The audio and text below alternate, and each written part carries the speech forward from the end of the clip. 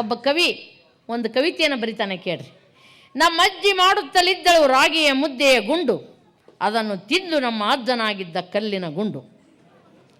ನಮ್ಮವ್ವ ಮಾಡುತ್ತಾಳೆ ಬಿಳಿಜೋಳದ ಬಿಸಿ ಬಿಸಿ ರೊಟ್ಟಿ, ಅದನ್ನು ತಿಂದು ನಮ್ಮ ಅಪ್ಪನಾಗಿದ್ದಾನೆ ಜಗಜಟ್ಟಿ. ಈಗ ನನ್ನ ಹೆಂಡ್ತಿನೂ ಮಾಡ್ತಾಳ ಇಡ್ಲಿ ಸಾಂಬಾರ ವಡ. ಈಗ ನನ್ನ ಹೆಂಡ್ತಿನೂ ಮಾಡ್ತಾಳ ಇಡ್ಲಿ ಸಾಂಬಾರ ವಡ, ಅದನ್ನು ತಿಂದಾಗೇನು ಇವತ್ತು ನಾ ಖಾಲಿ ಪ್ಲಾಸ್ಟಿಕ್ ಕೊಡ ಮಾಡ್ರಪ್ಪ. ನಮ್ಮ ಎಲ್ಲ ಕವಿಗಳನ್ನು ಸಾಹಿತಿಗಳನ್ನು ಈ ಸಂದರ್ಭದಲ್ಲಿ ನೆನೆಸ್ಕೊಂಡು ಈಗ ಬರ್ರಿ ಒಂದಿಷ್ಟು ಹಾಸ್ಯದ ಪ್ರಸಂಗಗಳನ್ನು ಹೇಳ್ತೇನೆ. ಅದು ಕುಡುಕ ಮಹಾಶಯರನ್ನು ಕುರಿತು. ಎಲ್ಲ ಕಡೆ ಕಾಣ ಸಿಗುವಂಥ ಮಹಾಶಯರವರು. ಅವರನ್ನು ನಮ್ಮ ರಿಚರ್ಡ್ ಲೂಯಿಸ್ ಅವರು ತೀರ್ಥಂಕರರು ಅಂತ ಕರೀತಿರ್ತಾರೆ. ತೀರ್ಥವನ್ನು ಸೇವಿಸುವ ತೀರ್ಥಂಕರರು. ಅದಕ್ಕೆ ನಿಮಗೆಲ್ಲ ಭಾಳ ನಮ್ಮ ಅಣ್ಣ ಬಸವಣ್ಣವರ ವಚನ ಭಾಳ ಚಿರಪರಿಚಿತ. ನುಡಿದರೆ ಮುತ್ತಿನ ಹಾರದಂತಿರಬೇಕು, ಮಾಣಿಕ್ಯದ ದೀಪ್ತಿಯಂತಿರಬೇಕು, ಸ್ಫಟಿಕದ ಸಲಾಕೆಯಂತಿರಬೇಕು, ಲಿಂಗ ಮೆಚ್ಚಿ ಹೌದು ಹೌದು ಎನ್ನುತ್ತಿರಬೇಕು. ಹೌದ್ರಾ? ಎಲ್ಲರಿಗೂ ಗೊತ್ತಿರುವಂತಹ ಜನಪ್ರಿಯ ವಚನ. ಈ ವಚನವನ್ನು ಆಧರಿಸಿ ನಮ್ಮ ನಾಡ ದೊಡ್ಡ ಚುಟುಕು ಕವಿ ಎನ್ನುವಂಥ ಖ್ಯಾತಿಯನ್ನು ಪಡ್ಕೊಂಡಂಥ ಎಚ್ ಡುಂಡಿರಾಜ್ ಅವರು ಒಂದು ಕವಿತಾ ಬರೀತಾರೆ ಕೇಳ್ರಿ. ಕುಡಿದರೆ ವಾಸನೆ ಬರದಂತಿರಬೇಕು, ಕುಡಿದರೆ ವಾಸನೆ ಬರದಂತಿರಬೇಕು, ಕುಡಿದರೆ ನಾಲಿಗೆ ತೊದಲದಂತಿರಬೇಕು, ಕುಡಿದರೆ ಮೆಟ್ಟಿಲು ಜಾರದಂತಿರಬೇಕು, ಕುಡಿದರೆ ಕಣ್ಣು ಕೆಂಪಾಗದಂತಿರಬೇಕು, ಕುಡಿದರೆ ಜೋಲಿ ಹೊಡೆಯದಂತಿರಬೇಕು, ಕುಡಿದರೆ ಸ್ವತಂತ್ರವಾಗಿ ಮನೆಗೆ ಹೋಗುವಂತಿರಬೇಕು, ಕುಡಿದರೆ ಸ್ವತಂತ್ರವಾಗಿ ನಿಮ್ಮ ಮನೆಗೇ ಹೋಗುವಂತಿರಬೇಕು. ಅದು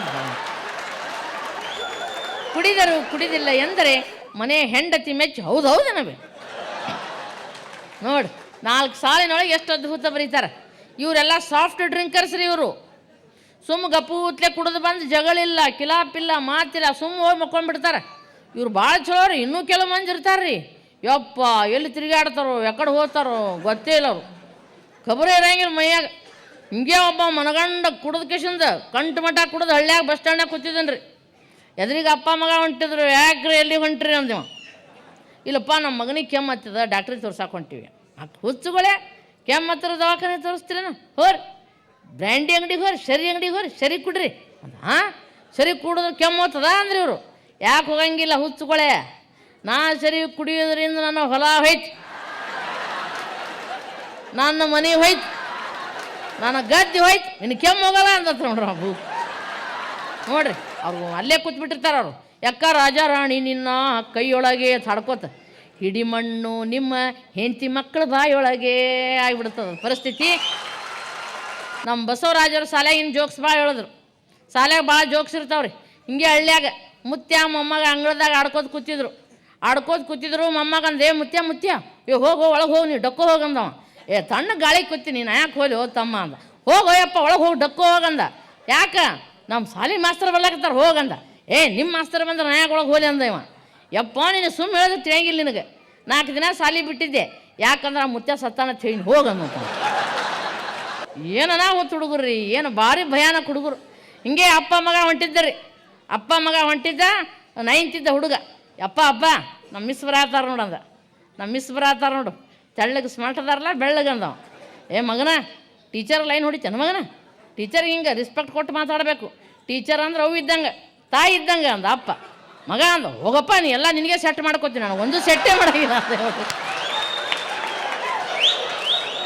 ಎಂಥ ಅನಾಹುತ ಹುಡುಗ್ರಪ್ಪ ಈಗ, ಭಾರಿ ಅನಾಹುತ ಹುಡುಗ್ರಿ.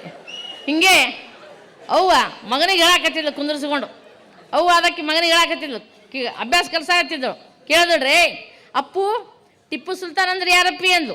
ಗೊತ್ತಿಲ್ಲ ಮಮ್ಮಿ ಅಂದ. ಅಶೋಕ್ ಚಕ್ರವರ್ತಿ ಅಂದರೆ ಯಾರು? ಗೊತ್ತಿಲ್ಲ ಮಮ್ಮಿ. ಹೋಗ್ಲಿ ಬಿಡೋ ಕಿತ್ತೂರು ಚೆನ್ನಮ್ಮ ಅಂದ್ರೆ ಯಾರು? ಗೊತ್ತಿಲ್ಲ ಮಮ್ಮಿ ಅಂದ. ನೀ ಇತಿಹಾಸದೊಳಗೆ ಭಾಳ ದೊಡ್ಡದಿ, ಅಭ್ಯಾಸ ಕಡೆ ಲಕ್ಷ್ಯ ಕೊಡು ಅಂದ್ಲವ್ವ. 8 ದಿನ ಆಗಿದ್ದಿಲ್ಲ ಬಂದ ಹೊರಗಿನಿಂದ ಮಗ. ಯವ್ವ ಭಾವನಾ ಆಂಟಿ ಗೊತ್ತದನಂದ. ಗೊತ್ತಿಲ್ಲಪ್ಪ ಅಂದ್ಲಿಕ್ಕೆ. ಹೋಗ್ಲಿ ಸ್ನೇಹ ಆಂಟಿ ಗೊತ್ತದನು? ಇಲ್ಲಪ್ಪ ಅಂದ್ಲು. ಹೋಗ್ಲಿ ಆ ಮಂಜುಳಾ ಆಂಟಿ ಗೊತ್ತ? ಇಲ್ಲಪ್ಪ ಅಂದ್ಲು. ನೀ ಬರೇ ಧಾರಾವಾಹಿ ನೋಡ್ಕೊತ ಕುಂದಿರ್ತಿದ್ದಿ, ಆ ಅಪ್ಪನ ಕಡೆ ಸ್ವಲ್ಪ ಲಕ್ಷ್ಯ ಕೊಡು ಅಂದೆ.